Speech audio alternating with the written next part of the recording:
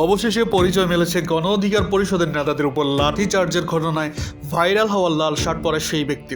জানা গেছে তার নাম মোহাম্মদ মিজানুর রহমান। তিনি পুলিশের একজন কনস্টেবল ও রাজধানীর পল্টন থানার ওসির গাড়ি চালক।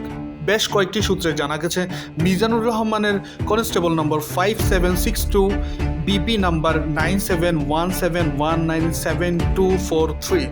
বর্তমানে তিনি থানার ভারপ্রাপ্ত কর্মকর্তা নাসিরুল আমিনের গাড়ি চালান বলে সূত্র জানায়।